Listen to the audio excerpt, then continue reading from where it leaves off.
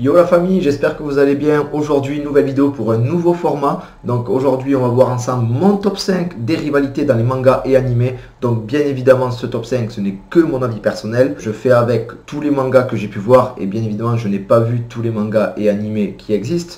Du coup, pour éviter qu'il y ait la guerre dans les commentaires, etc., vous me mettrez vous également votre top 5 des rivalités dans les mangas. Donc quand je parle de rivalité, c'est au sein d'un même manga, deux personnages qui vraiment ont une relation très forte, que ce soit donc avec une rivalité où donc ils se battent entre eux, ou ils sont vraiment en compétition dans un domaine spécifique lié au manga. Du coup, voilà, je compte sur vous pour ne pas vous exciter dans les commentaires et juste mettre votre top à vous.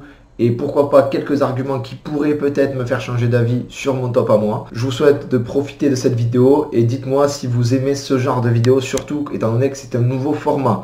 Avant que la vidéo ne commence, je vous invite à vous abonner à la chaîne, à me suivre sur les réseaux sociaux Twitter, Instagram. Et une fois que ça c'est fait, je pense qu'on peut commencer. Allez, c'est parti! Et alors, pour commencer ce top 5 des rivalités dans les mangas et animés, nous commençons par Izuku et Bakugo dans My Hero Academia. Izuku Midoriya et Bakugo Katsuki se connaissent depuis le plus jeune âge. Bakugo, ayant un alter puissant basé sur l'explosion, a pour ambition d'être le numéro 1 des super-héros, tandis que Midoriya, lui, veut être comme All Might, c'est-à-dire sauver des vies avec le sourire, mais il découvrira qu'il n'a malheureusement pas d'alter. Bakugo et Midoriya ont deux caractères opposés. L'un est fier et orgueilleux, tandis que l'autre pense au bien-être d'autrui sans forcément se soucier de lui-même. Dès lors que Midoriya obtiendra son alter de la part d'All Might, il aura la volonté de surpasser son ami et modèle Bakugo, ce qui l'énervera au plus haut point, et voyant les progrès fulgurants de celui-ci au fur et à mesure du manga, Bakugo le défiera dans un combat sans merci, comme vous pouvez le voir avec ces images issues de la dernière saison de l'anime. Et pour le plaisir de vos yeux, je vous laisse quelques actions de ce magnifique combat entre nos deux héros.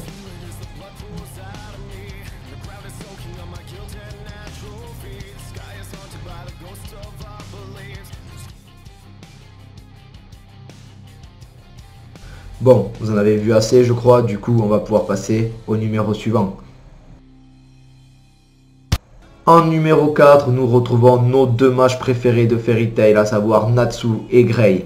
Donc Natsu Dragnir et Grey Fullbuster font partie de la même guilde, à savoir Fairy Tail. L'un est un Dragon Slayer maîtrisant la magie de feu, tandis que l'autre est un puissant mage maîtrisant la magie de glace. Leur rivalité se révélera à travers leurs nombreuses disputes et le respect mutuel qu'ils entretiennent durant leurs multiples périples. Plus le manga avancera et plus leur rivalité grandira, et leur vraie nature commencera à se révéler dans le dernier arc, ce qui entraînera un dernier duel intense, que ce soit en combat ou en émotion. En numéro 3, nous retrouvons Light Yagami et elle, alias Ryuzaki dans Days Note. Light Yagami et Ryuzaki sont deux personnes ultra intelligentes, ayant deux visions de la justice totalement différentes également. Leurs personnalités sont opposées, l'un a tout pour lui, le physique, l'intelligence et même psychopathe sur les bords, tandis que l'autre est une personne excentrique, étrange, mais avec un fond bienveillant. Que ce soit derrière l'ordinateur ou lorsqu'ils se côtoient en vrai, ils n'ont cessé de se donner du fil à retordre dans le but commun qui est de faire chuter l'autre et de montrer sa supériorité. Et je pense que niveau mauvais perdant, ils sont pas mal du tout les deux. Enfin bon, comme je suis sympa et pour éviter de spoiler les rares personnes à ne pas avoir vu Days Note, je ne vous dirai pas qui emporte duel mémorable et qui restera à mon goût l'une des meilleures rivalités vues dans les mangas. Nous allons maintenant passer au numéro 2, la seconde place de ce top, avec nos deux ninjas de Konoha, Naruto et Sasuke dans le manga Naruto. Naruto Uzumaki et Sasuke Uchiwa se connaissent depuis le plus jeune âge et leur entrée à l'académie des ninjas. Au début, la rivalité est à sens unique, avec Sasuke qui surpasse Naruto dans tous les points, que ce soit au taijutsu, au ninjutsu et même avec les filles. Mais petit à petit, Naruto va commencer à réduire cet écart qui les sépare, et Sasuke va le reconnaître à sa juste valeur, en le considérant également comme son rival et seul ami, et en voulant le combattre. La suite du manga, vous la connaissez, Sasuke finira par déserter le village de Konoha en rejoignant Orochimaru afin d'acquérir beaucoup de puissance et venger son clan en tuant son frère Itachi, tandis que Naruto, lui, va s'entraîner très dur aux côtés de Jiraiya pendant 2 ans afin d'avoir assez de force pour ramener son ami à la raison et réaliser son rêve ultime qui est de devenir Hokage. À la fin du manga, les deux protagonistes feront partie des plus forts ninjas du monde shinobi de leur époque et s'affronteront une dernière fois dans un combat épique dans la vallée de la fin et dont je ne vous spoilerai pas le vainqueur pour les quelques personnes qui n'auraient pas encore vu la fin de ce magnifique manga. Enfin bref, comme vous pouvez le voir avec ces dernières images, Naruto Sasuke c'est du très très lourd niveau rivalité et niveau combat.